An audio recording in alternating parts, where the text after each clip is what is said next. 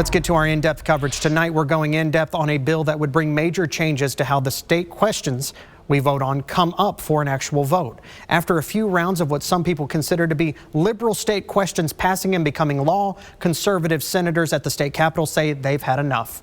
A bill passed off the Senate floor that supporters say empowers rural voters. Opponents say it will silence people who live in Oklahoma City and Tulsa County from making change. Stand up against them and restore the republic you pledged to uphold. Stand, and I promise you, you're going to get called names.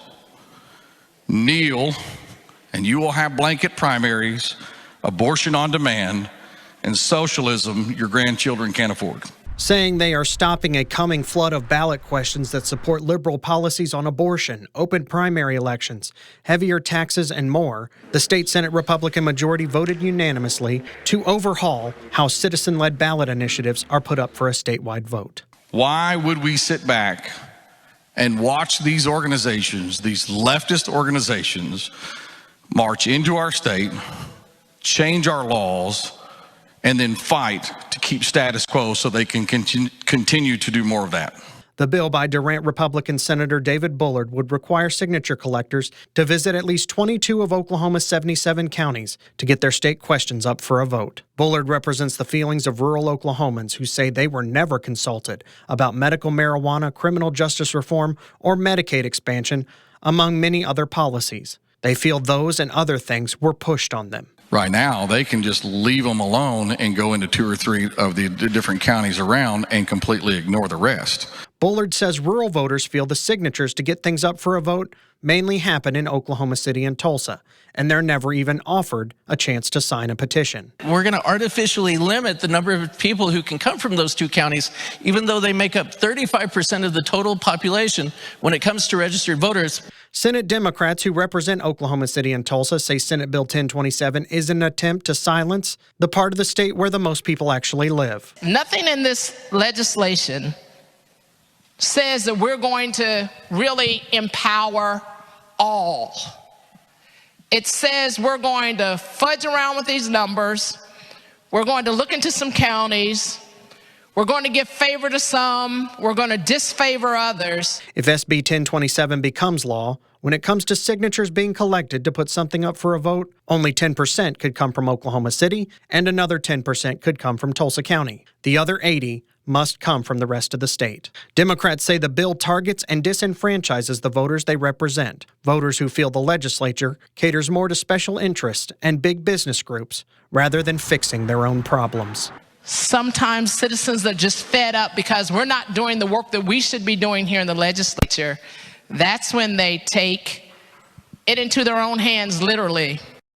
One of the big arguments against a change like this is that it may interfere with the longstanding legal precedent of one person gets one vote.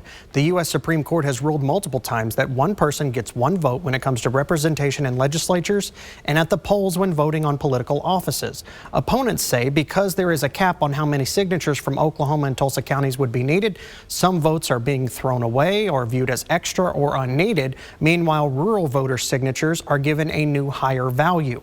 Supporters of signature changes say there is nothing in established case law that says initiative petition signatures falls under the one person, one vote rule.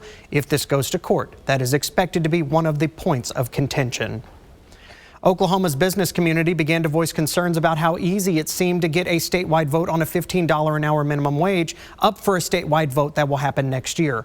Business groups unsuccessfully sued to try to stop the vote that would take place coming up in June 2026 that will stair-step up Oklahoma's minimum wage by 2029. Now, supporters say their signature collection was not easy and it involved multiple counties and is in response to state and federal lawmakers doing nothing for hourly workers. We just believe that when the cost of gas, groceries, and rent and housing just keeps going up, wages should too. There was a delay in verifying signatures to get the minimum wage increase on the ballot during last year's presidential election. If Senate Bill 1027 becomes law, signature collectors would have brand new sets of regulations when it comes to their pay and a new requirement that only Oklahomans be allowed to gather signatures. There are pending state questions that you heard in the state Senate debate that we just played for you that we do want to address and clarify for you.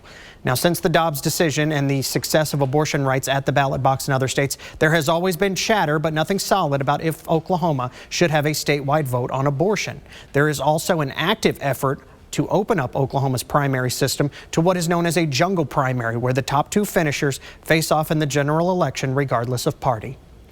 Yes, red states have passed abortion rights measures, but the closest comparison to Oklahoma when it comes to changing the initiative petition process in other Republican states that we have to look at is Ohio. In Ohio, state lawmakers tried to halt a citizen-led ballot question enshrining abortion rights into the Ohio state constitution. Before that vote could take place, there was a statewide vote on request of lawmakers if all citizen petitions should get 60% of the vote to pass.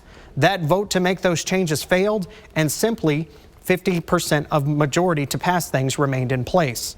Then a second statewide vote happened in Ohio on abortion rights that took place, and abortion rights were enshrined in that state's constitution with 56% of the vote.